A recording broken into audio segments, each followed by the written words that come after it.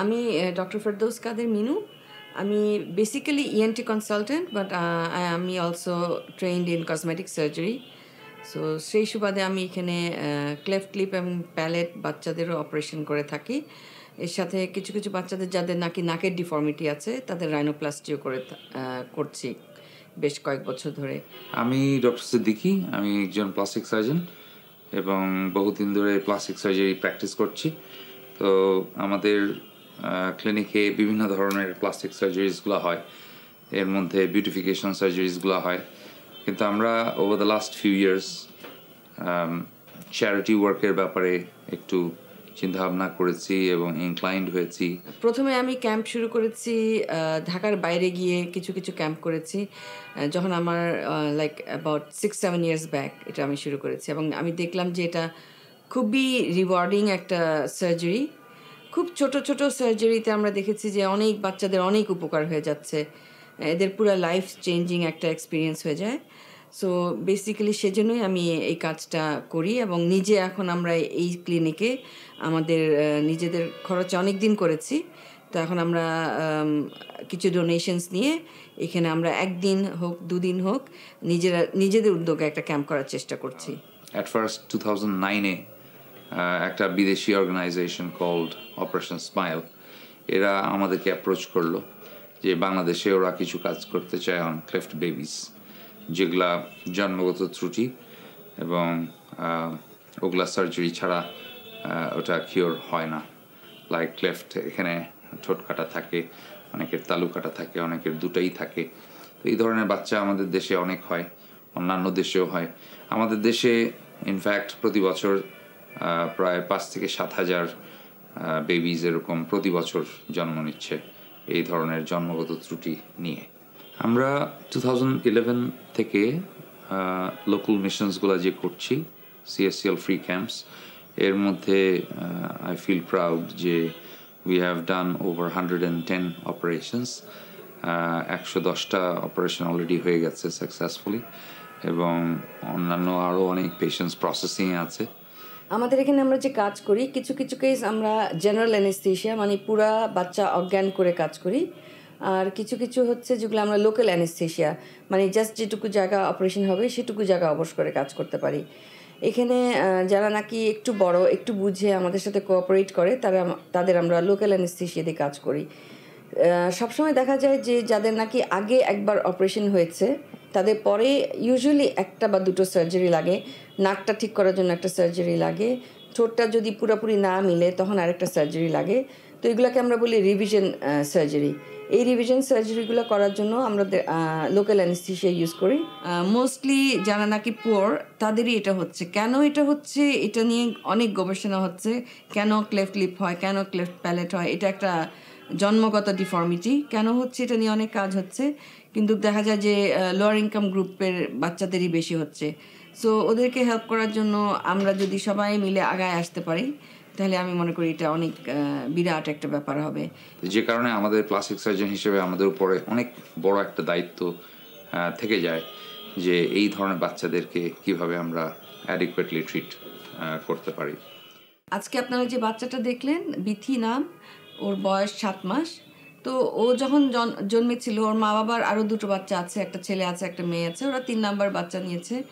তো ওর মা যেটা আমাকে বললো যে ও যখন জন্মেছে ওরা মেয়ে দেখে অখুশি হয়নি, বাচ্চাটা একটা মেয়ে বাচ্চা, কিন্তু ওরা যখন দেখেছে যে বাচ্চাটার চেহারার এই অবস্থা তখন ওরা আসলে খুবই বিপদে পড়ে গিয়েছিল, এবং ওরা বুঝতে পারছিল না যে বাচ্চাটাকে কিভাবে খাওয়াবে, এই বাচ্চাটা কিভাবে কথা বলবে, বিকজ এরা তো এদের এডুকেশন লেভেলও এত লো যে এরা কোথায় যাবে, কিভাবে ট্রিটমেন্ট করবে, এটা কিছুই বুঝতে পারছিল না। মাটা আমাকে বলল যে চালের গুঁড়া পর্যন্ত খেয়ে বাচ্চাটাকে বড় করেছে, এবং সামহাও আমাদের একটা ফ্রি ক্যাম্পে, এরা গালিমপুরের একটা ফ্রি ক্যাম্পে এরা এসেছিল, আসার পরে আমরা এদেরকে পিক করে এখানে নিয়ে এসেছি, এবং আজকে এই সার্জারিটা করা হলো। এবং এই সার্জারি থেকে এই বাচ্চাটার যে ডিফর্মিটি, যে ডিফর্মড ফেসটা, এটা অনেক অনেক অনেক সুন্দর হয়ে গিয়েছে, এবং এটার থেকেই এই বাচ্চাটা পরে যখন আস্তে আস্তে বড় হবে স্কুলে যেতে পারবে, সে লেখাপড়া করতে পারবে, সে নর্মাল ফিডিং করতে পারছে। তার আসলে যদি ডিফর্মড ফেসটা থাকতো সে কিন্তু স্কুলে যেতে পারতো না, স্কুলে বাচ্চারা তাকে টিজ করতো। গ্রামে ওর মা বাবাকে মানুষ বলতো যে তারা, আমাদের দেশে তো অনেক মিথ থাকে, অনেক আমরা সুপারস্টিশনে বিশ্বাস করি। সো গ্রামের লোকরা এদেরকে বলছিল যে এরা কোনো খারাপ কাজ করেছে, এই জন্য ওদের এরকম বাচ্চা হয়েছে। আবার ওর মাকে, স্পেশালি মাকে অনেকে অনেক কথা বলেছে। অ্যাজ আ হোল প্যারেন্টস এবং ফ্যামিলিতে যারা যারা আছে সবাই এটা নিয়ে মন খারাপ করে এবং অনেক ধরনের নেগেটিভ কথাবার্তা হয়।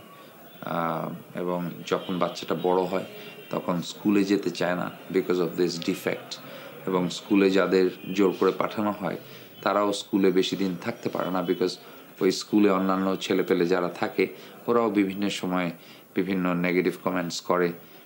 তো যে কারণে পেশেন্টসরা খুব অল্প বয়সী স্কুল থেকে ড্রপ আউট হয়ে যায় এবং পরবর্তী লাইফে ওর একটা ভালো চাকরি হয় না, ওর একটা ভালো বিয়ে হয় না, এবং আলটিমেটলি এই বাচ্চাটা অ্যাডাল্ট লাইফে যখন চলে যায় তখন he becomes a burden to the society এবং দেশের একটা বার্ডেন হিসেবে চলে আসে।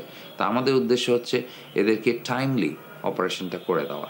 আর এই বড় বাচ্চাটা যেটা আপনারা দেখেছেন, ওকে আমরা লোকাল দিয়ে ওর ঠোঁটটা একটু মেলানো, অন্য জায়গায় অপারেশন হয়েছিল, একটু মেলানোটা ঠিক হচ্ছিল না, তো ওইটা আমরা ঠিক করে দিয়েছি। প্লাস নাকটা বসাচ্ছিল এক সাইডে, যারা নাকি ক্লেফট লিপের পেশেন্ট তাদের সবসময় দেখা যায় যে নাকে একটা ডিফর্মিটি থাকে, তো ওই ডিফর্মিটিটা আমরা লোকাল অ্যানেস্থেশিয়া দিয়ে ঠিক করে ফেলেছি, যেটার জন্য তার চেহারা এখন আরও সুন্দর হবে এবং তার যে নাকের গ্রোথ আরও যখন বাড়বে তখন এটা একদম দেখতে নর্মাল হয়ে যাবে। তখন অনেক সময় বোঝাই যায় না যে নাকে কোনো ডিফর্মিটি ছিল।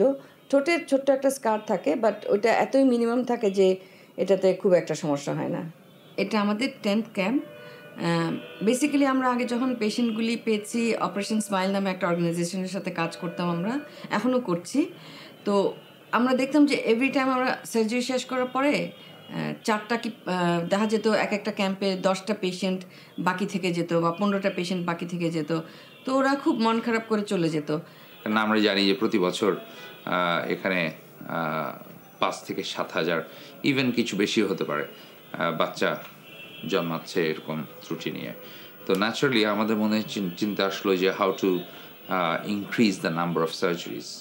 তো আমরা অপারেশন স্মাইলের হেডকোয়ার্টার্সদের সাথে, সিঙ্গাপুর অফিসের সাথে কথাবার্তা বললাম। ওরা আমাদেরকে এনকারেজ করলো to conduct local missions, like আমাদের দেশের এক্সপার্টিস নিয়ে সার্জনস, নার্স, অ্যানেস্থেটিস্ট এদেরকে নিয়েই আমরা উইদাউট ফরেন হেল্প কীভাবে এই ক্যাম্পসগুলো করতে পারি। তা আমরা পরে ডিসিশন নিলাম যে বাকি থাকবে কেন, আমরা করি আমাদের এই জায়গায়। আমরা ছোটোভাবে 5টা 10টা করে পেশেন্ট এনে এনে আমরা এই পেশেন্টগুলোর অপারেশন করা শুরু করলাম।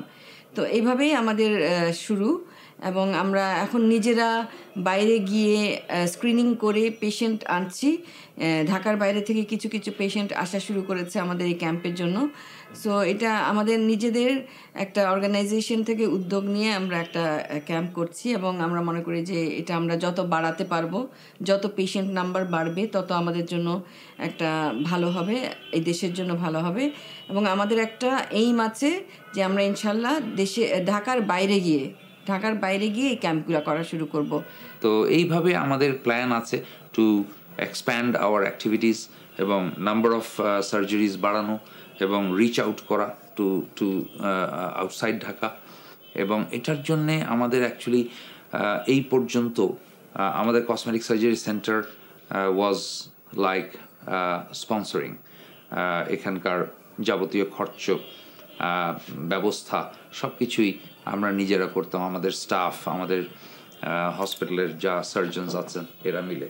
কিন্তু আমরা যখন আমাদের অ্যাক্টিভিটিস এক্সপ্যান্ড করছি তখন আমরা ফিল করলাম যে উই নিড হেল্প। কেননা আমরা বাইরে থেকে কিছু ফান্ডস যদি পাই তাহলে আমাদের অপারেশনের সংখ্যা অনেক বাড়ানো সম্ভব হবে। তো উই আর হ্যাপি যে রিসেন্টলি আমরা বেশ কিছু রেসপন্স পাচ্ছি, অনেকে ইন্ডিভিজুয়ালি এগিয়ে আসতে চাচ্ছেন, অনেক কর্পোরেট লেভেল থেকেও আমরা পজিটিভ রেসপন্স পাচ্ছি।